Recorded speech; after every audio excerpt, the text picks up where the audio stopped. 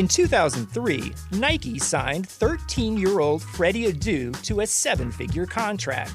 But Freddie didn't live up to the hype. He has turned down every single documentary project looking closely at the details of his career. Until now. People are going to look at everything you did because of the hype and what they think you can be. All episodes of American Prodigy, Freddie Adu, are now available wherever you get your podcasts from Blue Wire.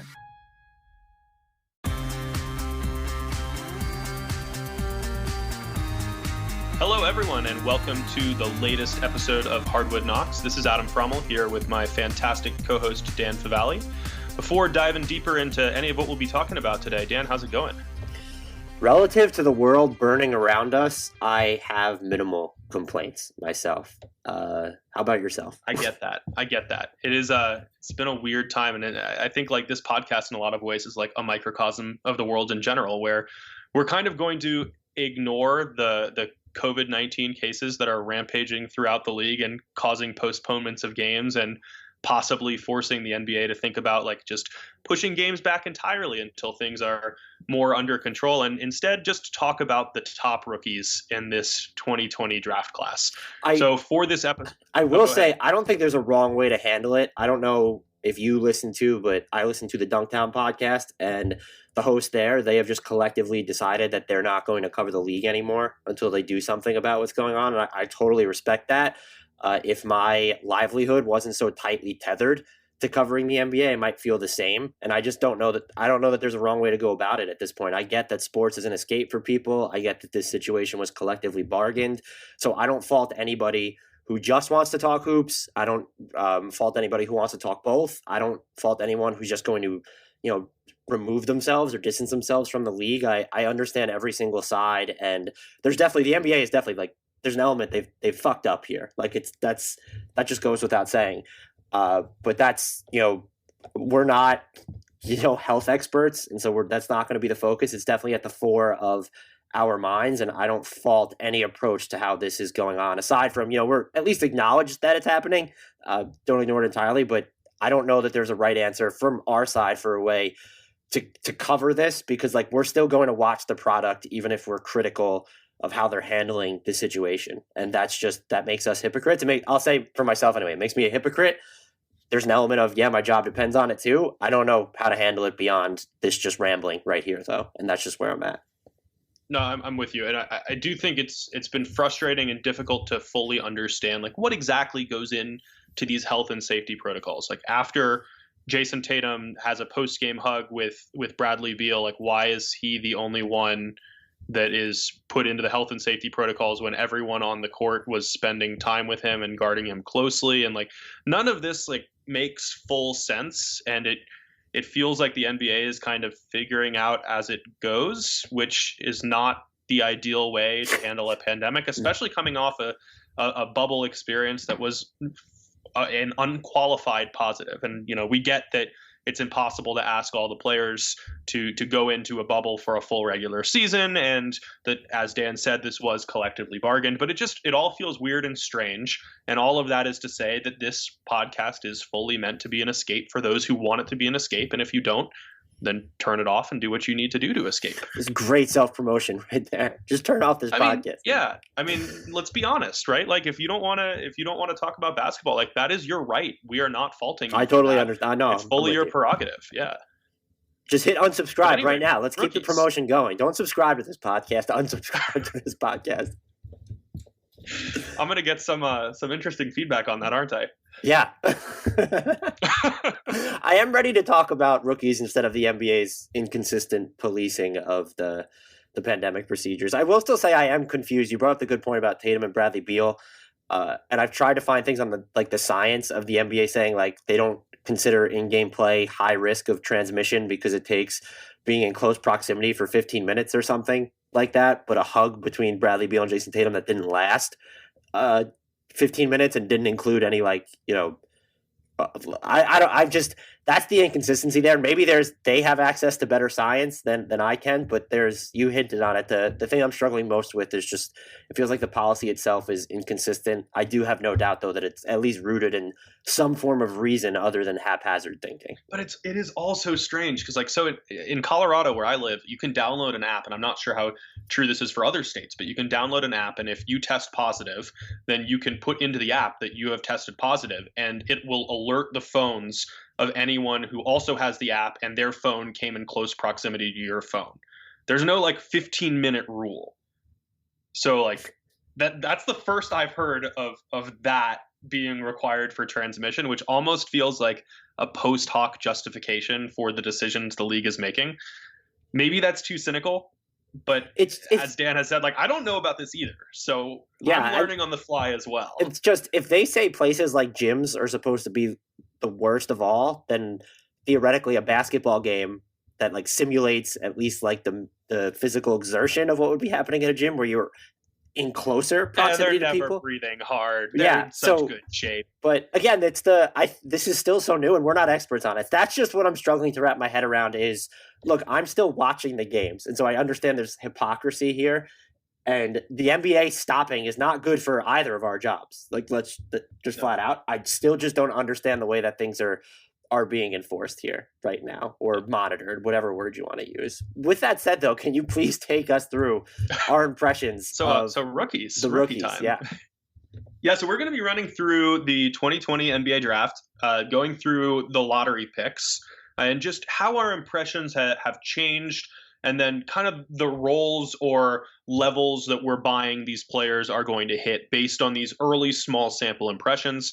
And then after we get through those top 14 picks, we'll also mention a couple of names from outside the lottery that have impressed us. Or I guess if you have any that have really unimpressed you from outside the lottery, though I think that's a little harder since those players tend to enter with more diminished expectations. So we'll start at the top with the first overall pick, Anthony Edwards of the Minnesota Timberwolves. I will say that, as I would imagine most listeners of the podcast know, I was very critical of him, didn't think he should be the number one pick. And I don't know how my feelings have changed because it's been such a mixed bag. His feel for offensive spacing, I think, has been a little bit better than I expected. But his skills and defensive awareness have also been worse than I expected. He's clearly a great athlete, but there are some serious flaws. And I'm curious, have you seen anything that has led you to change your opinion and come more towards me, veer further away from me, or whatever it may be? I don't know that it's actually changed my opinion. I might be a little bit higher on him than I was before. Watching how strong he's able to go to the rim and actually get what look like high quality looks is tantalizing to me. And he's shooting 54.5% inside 5 feet, which is not good. But just the fact that he's getting there and making these strong pushes, it gives me hope that touch around the rim is something he can solve. I think what was already going to be the big thing, can he improve his jumper? And he looks kind of comfortable taking shots off the dribble right now, but the efficiency just isn't there. He has an effective field goal rate on pull-ups of 23.3, which is, again, not great. I think that's bad. Yeah. And the defensive stuff, not that I throw it out the window for rookies, but I tend to try and focus on the positives, of which I feel like there have been very few for him, except for the fact that he's clearly strong on that end and can give you a lot of positional flexibility if he gets to the point where he's going to be more aware. The offense, though, I think there's going to be a fairly efficient, high-volume scorer in there, and that this is someone who's going to have, I think when we look back, an appreciably better career than essentially his predecessor, who is Andrew Wiggins. It could be for sure. I do think that it's important to note that his personality has been outstanding and a breath of fresh air. It's been really fun to listen to him in post-game pressers and pre-game interviews and the one-off interviews. He's just got a great sense of humor and a great personality, and that makes me want to root for him even more than I already did as a fellow UGA alum. But yeah, I don't know that my opinion has changed that much, where I think that he's going to be a valuable scoring role player, but I don't know that he's going to be that much more than that. His personality has been A1 from day one. That we Agreed. can say. Do you want to move on to number 2, or do you have more to say on Edwards? I'm ready. All right, second pick, James Wiseman of the Golden State Warriors. I will say that I was high on him going in, and I'm even higher now. That's just how I'll lead this one off. I was medium on him going in, if not low, and I'm definitely higher on him now. Looking at what he's done early on in Golden State, I feel like more defensive optionality to him there. He's done really well out of the paint when he's in his defensive stances. Sometimes he seemed a little stiff, and like he's definitely getting exploited in those situations. And it feels like he's making, at points, like good decisions around the rim where he can be a viable backline protector. Offensively, I'd be curious to see like what he's going to look like if they do ever put the ball in his hands a lot, but already just being able to slice through the defenses when they do run pick and rolls for him. And he's shown that he can hit the wide open jumpers from everywhere. You'd probably like to see the release quicken a little bit at this point, but if he's going to be able to, he's shooting a good percentage on his wide open threes. He's not taking a ton of them, but to hit those shots like at the 5 spot, and as a rookie, like that's really all I think you could ask for. And I'll be interested to see, I don't know if you have any impressions though, if they ever get to a point or if he's with another team in his career where they try and develop his ball skills more, what you think he can offer in that regard, because I don't have the greatest grasp of what he looks like in that context.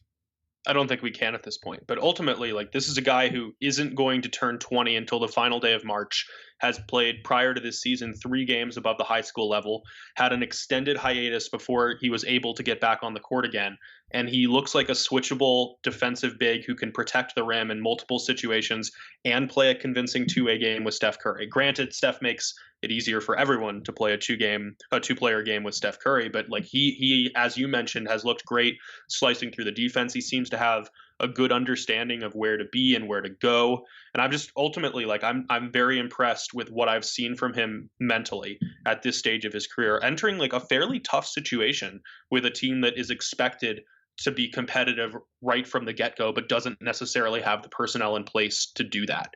So I love everything I've seen here. I would argue, I don't know what's going to happen with his time in Golden State, but assuming they keep him, like probably learning defense under Draymond Green's tutelage has to be like one of the very best things possible for the beginning of his career. And it seems like Green has really taken him under his wing too, as much as we can tell from the outside perspective. Like it feels like that mentorship is fully happening. I'm 100% with you. And maybe one day Wiseman will understand basketball how Draymond Green wants it to be understood. Maybe we should be framing this way, though, too, to make it clear. So on Anthony Edwards, are you stock up or stock down? That's probably a good way to put it. I'm stock neutral on him. But granted, I was very low coming in. I'm probably stock slightly up to neutral. I'll lean towards slightly up. And for Wiseman, we're both stock up. Yes. Hey everyone, before we get into today's pod, I want to tell you about Blue Wire Hustle, a brand new program where you can host your very own podcast here at Blue Wire. Hustle was created to give everyone the opportunity to take your podcast to the next level. Or if you want to host a podcast and just don't know where to start, Hustle is the perfect place for you. As part of the program, you'll receive personal cover art, Q&As with Blue Wire's top podcasters, access to our community Discord, and an e-learning course full of tips and tricks. On top of that, we'll help you get your show pushed out to Apple, Spotify, Google, Stitcher, and all the other listening platforms. And the best part is, you get all of this for only $15 a month, the same rate as any other hosting site would charge you just for the initial setup. So whether you're starting from scratch or have an existing show that you want to grow, Hustle is an open door to leveling up your sports experience. Acceptance into the program is limited, so get your application in today. To apply, go to bwhustle.com/join. That's bwhustle.com/join. Check out our description box for this episode to find out more, but that's bwhustle.com/join. The next one is who?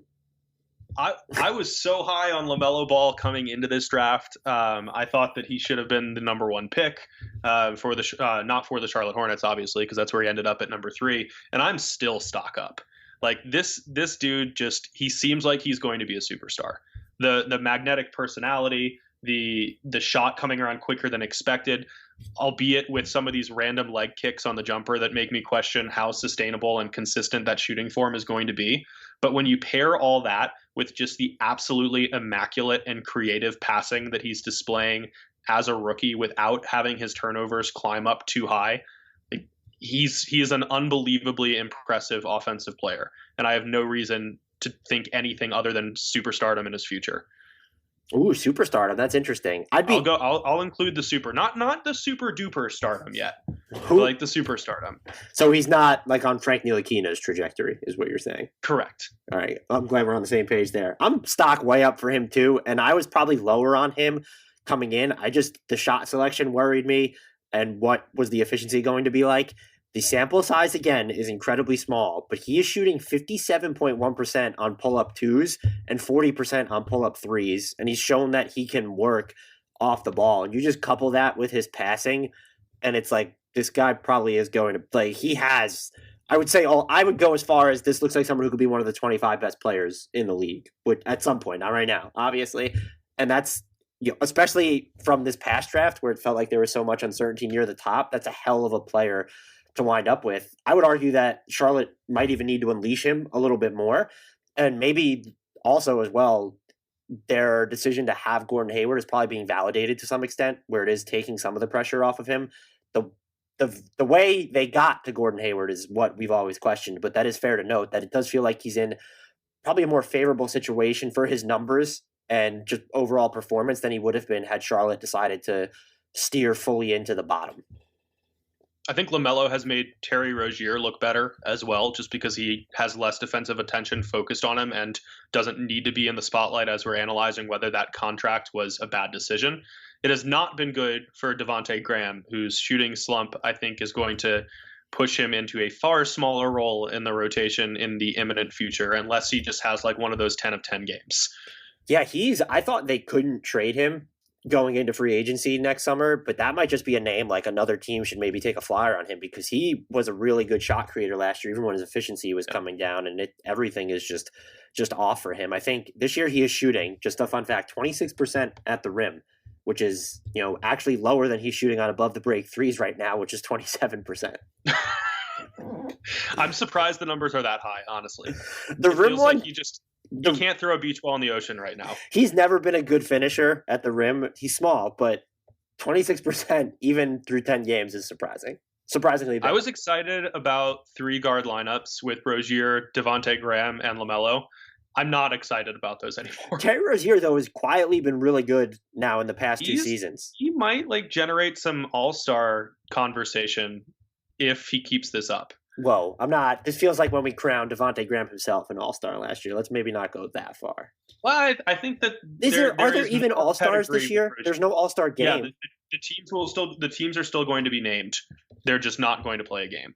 So they will still get credit for being an all-star. Good. I hope voting goes off the rails because there's not going to be a game. Let's get. Mitchell Trubisky was just named the Nickelodeon MVP of a playoff game. So anything can happen apparently. Man, the poor kids who their first exposure to football was having to watch the Bears on Nick. Just imagine those youths.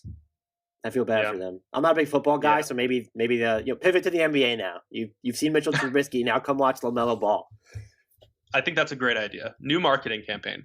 We are moving to Chicago, though, with this next player. Yeah, see, that was a good segue unintentionally. But yeah, next player is number 4 pick Patrick Williams. And I'm going to be very curious for your take here because I don't really know where my stock has gone here, because this was such a unique set of circumstances where Patrick Williams was overdrafted because of the ridiculously high perceived ceiling. But he was also the youngest NCAA prospect going into the draft. He was supposed to be really raw, and yet the Bulls are playing him, and he's been impressive, but also now seems like maybe a little bit overhyped, where he's hitting his shots. I like the switchability I'm seeing on defense. I like the awareness I'm seeing on defense. He seemed to genuinely learn from the tough matchups that he's playing against. He's already faced off against Giannis Antetokounmpo and Kawhi Leonard and LeBron James. His post-game quotes are really indicative of a player who gets it and wants to get better. But he's getting compared to Kawhi Leonard already. And I feel like that's just setting the bar unsustainably high and setting him up for failure.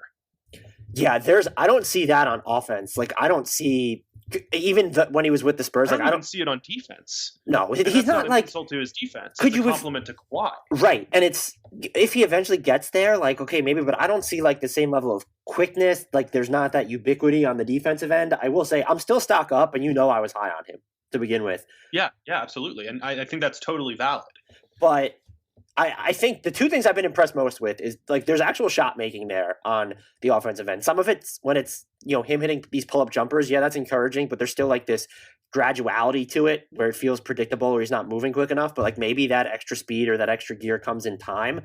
But he's hitting his shots. And then on defense, the biggest concern, I think, among the consensus was could he hold up outside of the 4? Because it looked like the Bulls were going to put him on these sort of, twitchy wings or explosive wings. And he's handled that not only better than you could have expected by those standards, but I think in general, just compared to rookies, you already mentioned some of the matchups, and he was all over the place when the Bulls were playing the Lakers, made some really nice plays on and off the ball. Same thing with the Clippers, and that's I think what makes me highest on him is that because he's already able to do that as a rookie. No, I don't look at him and see the next Kawhi, but I don't know that we looked at Kawhi in the first 2 to 3 years of Kawhi and saw Kawhi, but I don't just in terms of like pure archetypes. Like I think.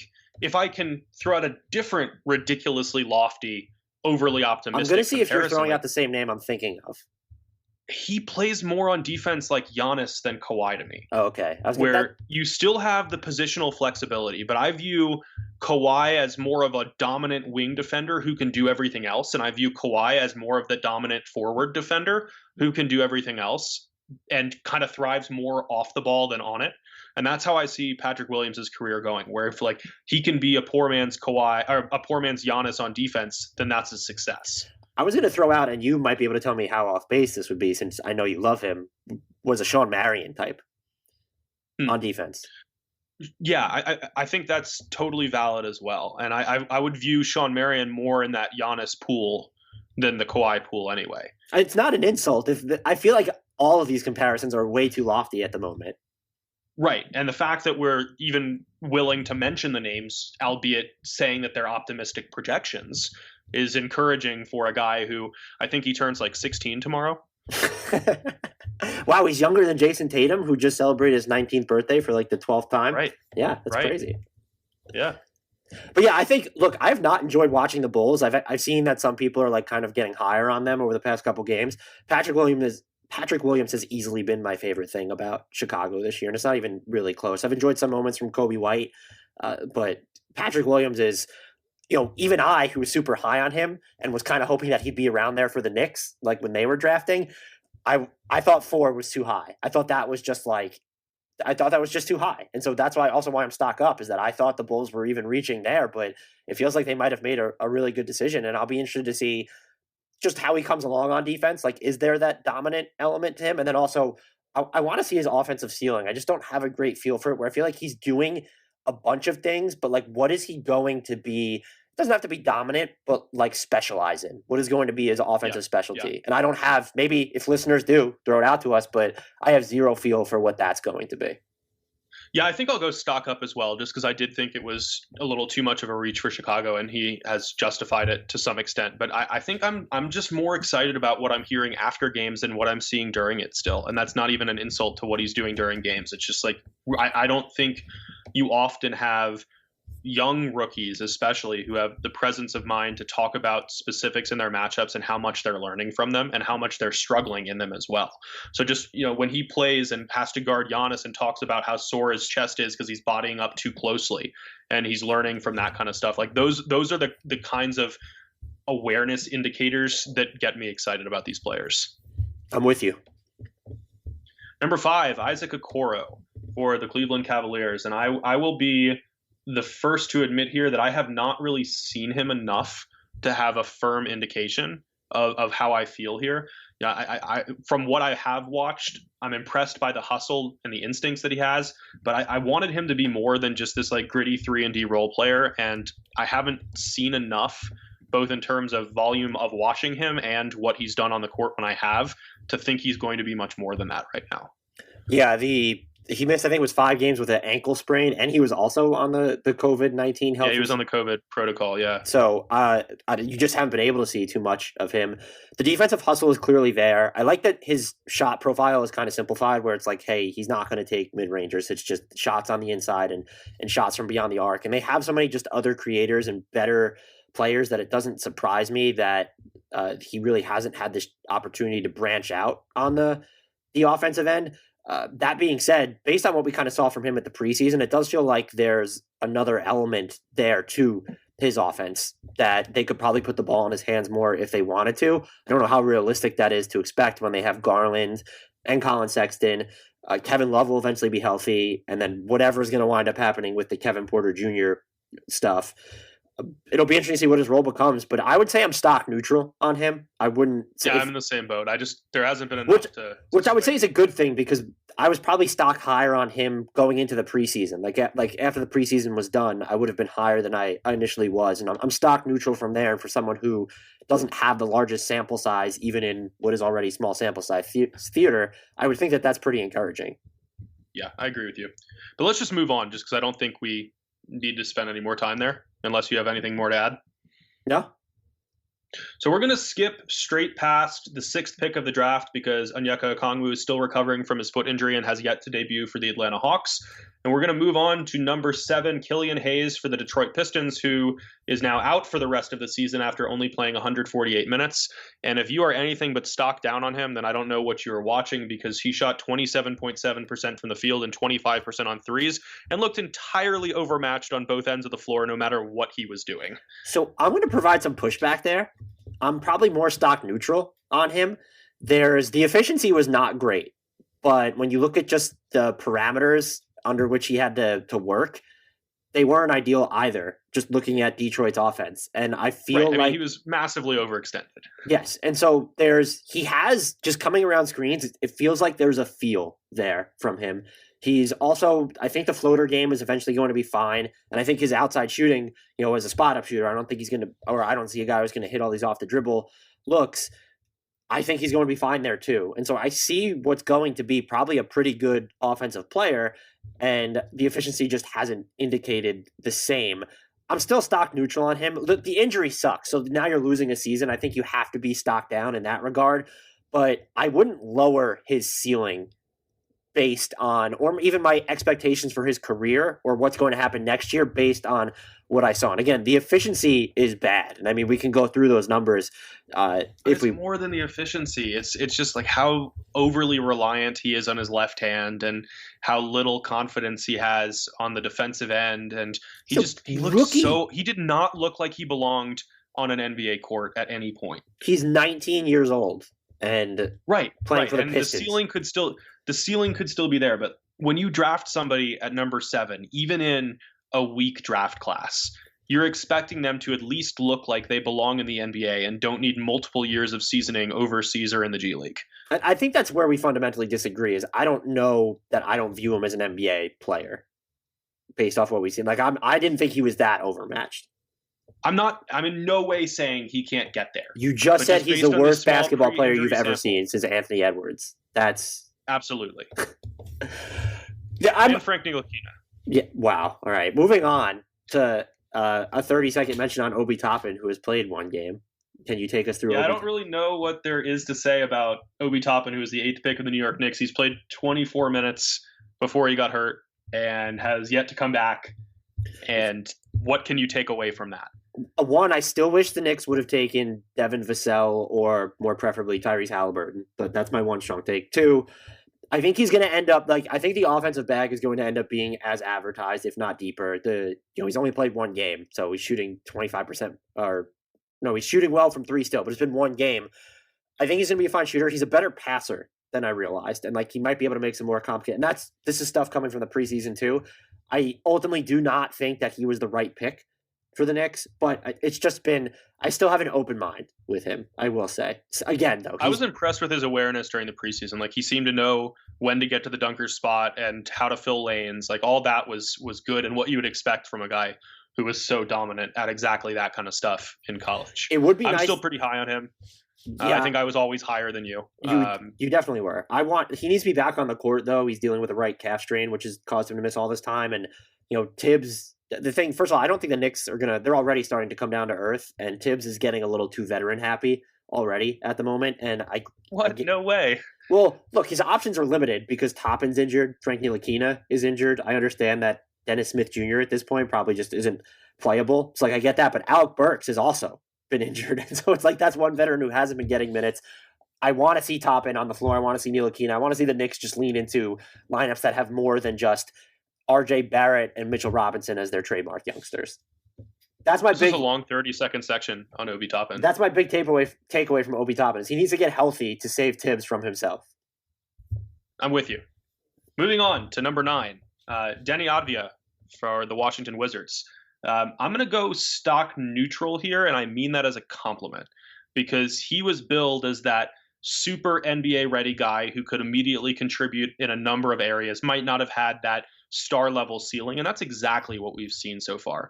Like, he gets how to play. He's a smart defender. He's a smart offensive player who's willing to make the extra pass instead of taking even a good shot. He'll turn it down for a great one. He's impressed me on defense. He pushes the pace when necessary. He's been able to fill every role that has been asked of him, but he hasn't had any of those explosive performances that we never really expected. So it feels like he's the guy where the pre-draft scouting reports just absolutely nailed what he's going to be. I'm stock up on him only because I was lower than you just coming into the season, and so him being this ready has sort of blown my mind. And with the exception of him just detonating for 20 points in that loss to Miami, he's just been like this a steadying force. And the defense is the thing that's just shocked me most is he's holding up positionally. It always feels like he's getting these deflections or steals off the ball. And then there's more to he's a ball mover on offense, and he can hit a lot of these catch and shoot looks, but there might be more for them to plumb there, where I don't know if you ever want him being like a full-fledged secondary creator, but he does, like, the handle feels a little loosey-goosey and high right now. But I can't remember who he was playing at the time, but he hit this one step back above the break 3, and I was just like, whoa. And so that's not something I was expecting from him immediately, and to have that element is huge. And then if you do have that element, I do think he's a smart enough passer already where he's making just quick, second decisions that maybe you can put the ball in his hands as just the anchor of these lineups. And so I'm probably stock way up on him, which might just be more of an indication of how little I liked him / really knew about him coming into the league. Okay, so what do you think about this comparison? Because I'm starting to view his ceiling as like vintage Portland Trailblazers era Nicholas Batum, but in the modern NBA. That's interesting. I could kind of see that. He feels a little bit more of someone who's like, you're going to feel him more than Nicholas Batum. I just think they're going to be more, he's willing to take more higher profile offensive looks or gambles in that regard, where I feel like Nick Batum was like this very safe, well, for a while. Max contract Nick Batum was a completely different experience. I made sure to specify that I'm talking vintage Trailblazers era. Yeah, I think that's an apt comparison. Maybe a flashier version of that player. I don't know if that by the modern lack of constraints on positions. The J.R. Smith of prime Nicholas Batums. So basically, we've like put J.R. Smith's brain in Nicholas Batum's body, and that's Deni Avdija. Avdija already feels like he's a better, smarter passer and defender than that. So it's just who's maybe the Lou Williams of Nicholas Batum's, but then that just really torpedoes the defensive end. I'll work on this. It's got to be like a player who's really good, but takes just like a bunch of chances, maybe that he shouldn't at some point. So maybe like Lance Stevenson's brain. No, I just don't really like Lance Stevenson as a person, so I'm trying to find someone else there. But we'll work on it. Lance Stevenson's on-court brain. Maybe the Jarrett Jack of Nicholas Batum's. Okay. I feel like we're veering off the rails here. We apologize, Wizards fans, but I'm stock up for him, and he's going to be what looks like a really good NBA player. And this has been a really weird way to compliment him, basically. I'm not even trying to insult him. I just think that he's like, Nicholas Batum is very good at playing within himself, or prime Nicholas Batum was. I feel like Avdija is going to try and push his boundaries, and he might be able to, but that's just something I feel like Nick Batum never did or had to do, is my overarching point. Fair. That's probably kind of where I'm putting it. I'm very curious to see how you're going to sell this section in the timestamps. I'm just putting Deni Avdija's name with a timestamp. That's it. Fair enough. So moving on to the 10th pick of the draft, Jalen Smith for the Phoenix Suns. I was not excited about this pick when it was made. I have also watched exactly 0 of the 20 minutes that he spent on the court in his 2 appearances to this point, and I am handing the talking stick fully to you. I was incredibly low on him. I thought I still think it was a bad pick. Imagine Devin Vassell on the Suns right now, or even Tyrese Haliburton learning under Chris Paul and even Devin Booker there. There's definitely just the element of someone who can put more pressure on the rim and put the ball on the floor more than I thought on offense. I've actually watched all 20 minutes of his play this year, so I promise you that I did. That's that before. 20 more than me. There you go. And he's out because he's in the health and safety protocols at the moment, I believe. Yeah, that's what he's out with. I just don't know. He has to probably show more on defense, and he seems more physical on that end than I thought. So maybe you can get away with playing him at the 5 and the 4. I honestly don't know. I think maybe I'm getting caught up too much in how I think there were better fits for them, but I'd be stock neutral. I don't know that I expect a ton from him long term. If he's going to outperform my expectations, he's going to need the opportunity. I don't know if it'll be there in Phoenix so long as you have both or all three of Saric, Cam Johnson, who's going to spend time at the 4, and then DeAndre Ayton as well. Yeah. Which is why it was always a weird pick from the start. Should have been Devin Vassell. I think would have been the optimal pick for them there. Which, incidentally... Speaking of which, yeah, he's the number 11 pick for the San Antonio Spurs. And it's always hard to criticize any Spurs pick because you know that Greg Popovich is going to coach him up and make sure they're filling the right kind of role. And it seems like that's exactly what's happened. He is just like already this 3-and-D stalwart. He's had trouble finishing on his mid-range jumpers, what few he's taken. He's had trouble finishing around the basket. But he's shooting 47.1% on threes, and he's played pretty impressive defense in a wide variety of wing roles. So the stock is up for me, and it was already high. I'm saying stock neutral just because I was so high on him. I still think there's an element of, and you're going to need to see him improve his finishing in between, like you already mentioned, particularly at the basket, if you want to explore more of his on-ball work. I think there's more that he has to offer there, though. And I'm not saying the Spurs need to put the ball in his hands and say go. I want to see him get even. I mean, maybe it's not as big of a problem now because of the Derek White injury, toe injury, but let's see him get even more minutes. Some of Rudy Gay's minutes too. He's a really good player already, and I don't know that I expected anything less. Watching him cut is just super fun, and that's on the basketball court. I'm not trying to be like gruesome there. The other thing too is you mentioned his defense. I don't know that you can say any rookie's a net positive on defense, but it already feels like he knows what's going on off the ball. And I'm not, he's been a net positive on defense already. Yeah, that's basically where it is. And so maybe smarter minds can push back a little bit there, and I'm sure there have been some mistakes, but when I watch him, it just always feels like he's in the right spot of where the action is happening. Like even just his rotations around the basket when he's playing a position and spot at times where he doesn't really even need to be there, but he's not selling out. He's just always in the right spot to make these plays. So I want more Devin Vassell minutes, but I was so high on him to begin with. I think he was my second favorite player in this class overall. I don't know that I had him number 2 on my very unscientific big board, but I thought that his ceiling was just sky high, and that hasn't changed for me. I will be interested moving forward this year and into the future, if the Spurs don't make any moves this season, if he does get the chance to have just a slightly bigger offensive role. Yeah, I don't know that that's really going to happen with this current roster construction with DeJounte Murray and Lonnie Walker is starting to get more opportunities, and they like to put the ball in Keldon Johnson's hands. And LaMarcus DeMar Aldridge. DeRozan is still there. Yeah, it just doesn't feel like he's going to get an opportunity to be anything more than this 3-and-D standout, and that might be fine. Which is fine, They totally maximize him in that role, which he seems capable of filling to a T. But even look, you're looking at Mills, Gay, Aldridge, and DeRozan are all free agents after this year. There's no way all of them are coming back, and I would say that probably 2 of them need to go for the line this season anyway. They would need to go because Derek White's out. Let's say if that's actually indefinitely, if they end up moving 2 of those guys, maybe it opens the door. Yeah. Long term though, like you probably need, because you have White and Murray and even Walker and Johnson. I want to include Keldon Johnson in that. I'm so high on him. He is. Has he been like their second best player so far? DeMar DeRozan's been really good this year. I think he's been their second best player. He's up. He's up there. So, but this isn't a Keldon Johnson podcast. It can be if you'd like. It should be. It should be. Another player who we just both hated going into the draft is the number 12 pick, Tyrese Haliburton of the Sacramento Kings. And by hated, I mean he was both of our Rookie of the Year picks. We both shed tears when our favorite teams did not draft him because he would have fit in both spots. We shed tears again when the Phoenix Suns didn't take him because he would have been a perfect fit there. And then we came to realize that he just would have been a perfect fit anywhere, even in Sacramento. That's my intro. I practiced that one. He is, okay. He has an effective field goal percentage on pull-up jumpers of 83.3. Now, I know the sample size is incredibly small. It's 11 of 18 on pull-ups. That's still ridiculous, and he's 8 of 12 on pull-up threes so far. He can work off the ball so well. He's smart on defense already, but he's just pesky. Everything he does is so scalable, and I think once the Kings start to commit to playing even faster, he might become more of a weapon for them just because he's willing to get back on defense, and so like there could be some opportunities for him to make big plays there.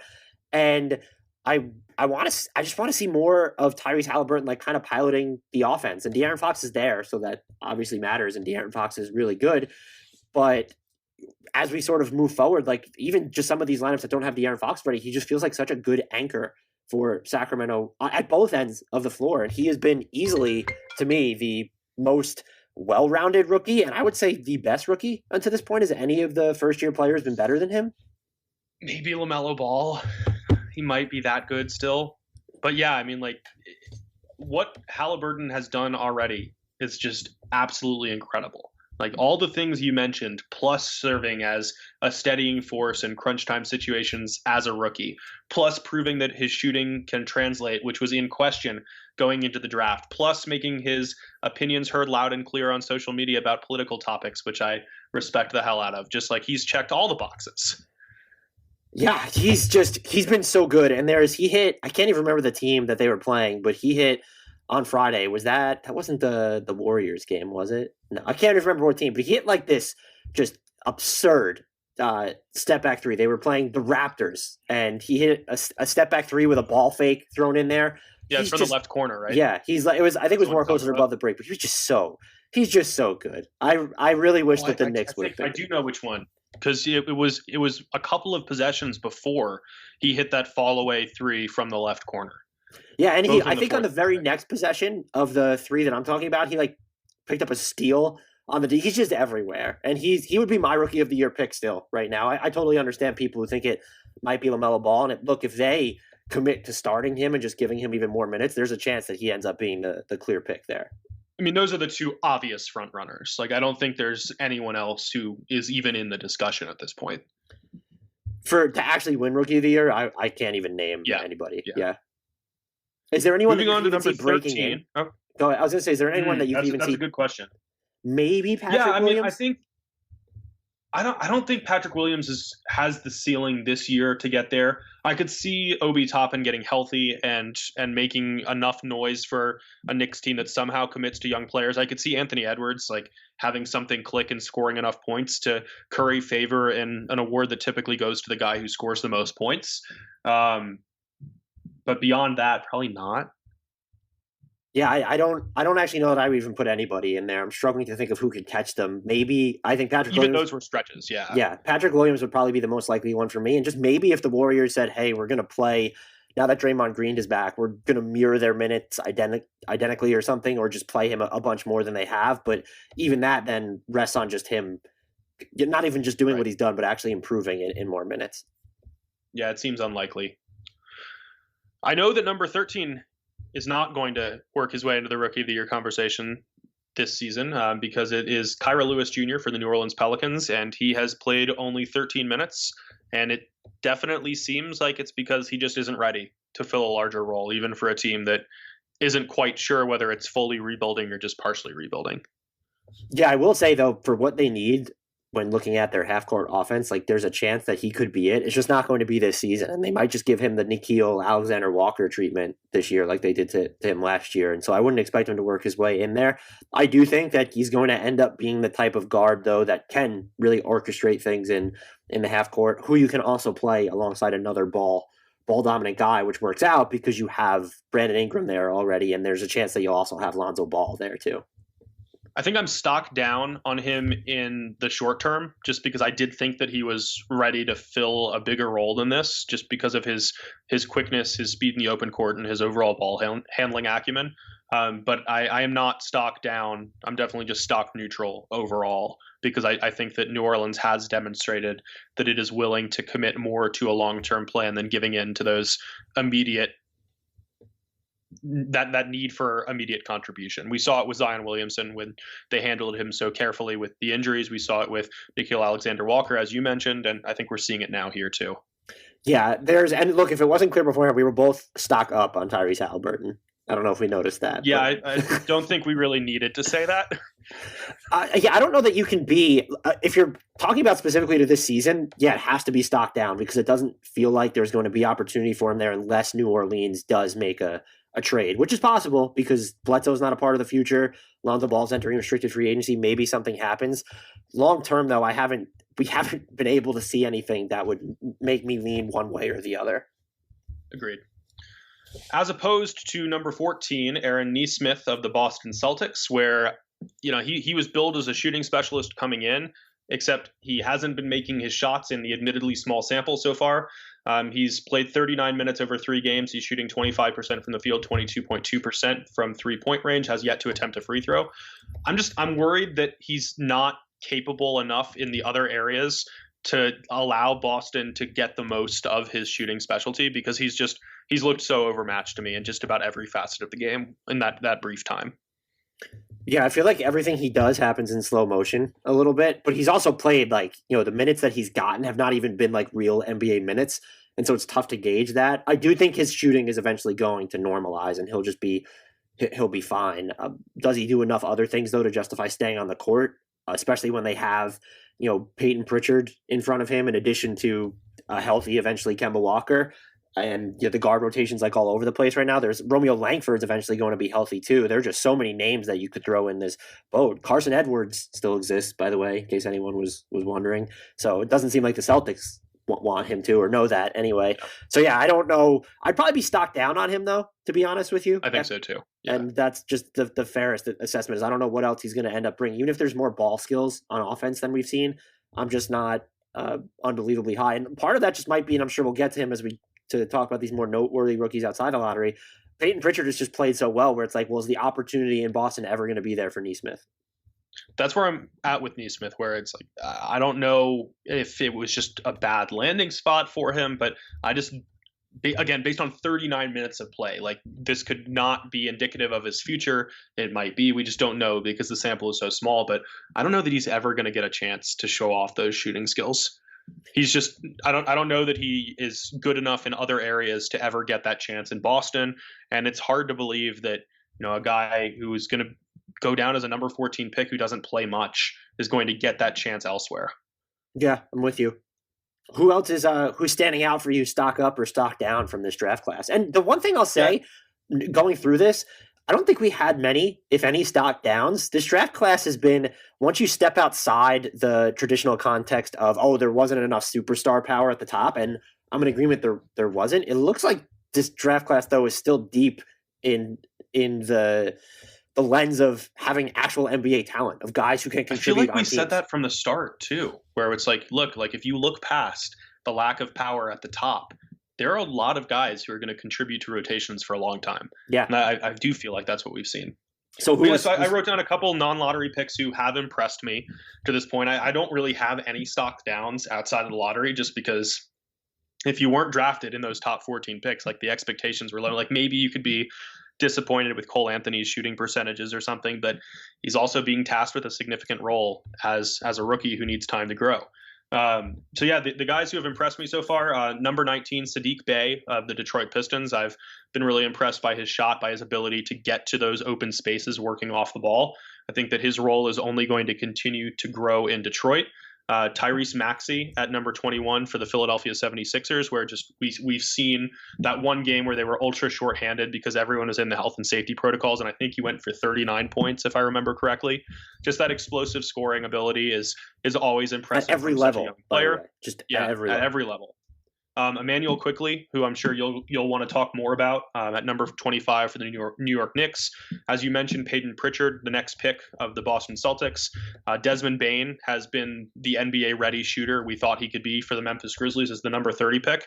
And I just want to point out that the number 56 pick of the draft, Grant Riller, has yet to miss a shot. I knew we weren't going to make it through this podcast without getting some Grant Riller propaganda there. I wouldn't add anything to the players you're talking about, except if we wanted to talk about quickly a little bit. There is a feel for the game there outside of just his shooting of someone who can competently run point guard for New York. He has a little bit of like a subtle floater to him, like that little bit of an in-between game. And it looks like he can competently make those reads coming out of the pick and roll. So he's not lost, but he is playing definitively behind Elfrid Payton in minutes that matter. So and he did miss time. So there's that to talk about, but I hope they end up leaning on him more going forward.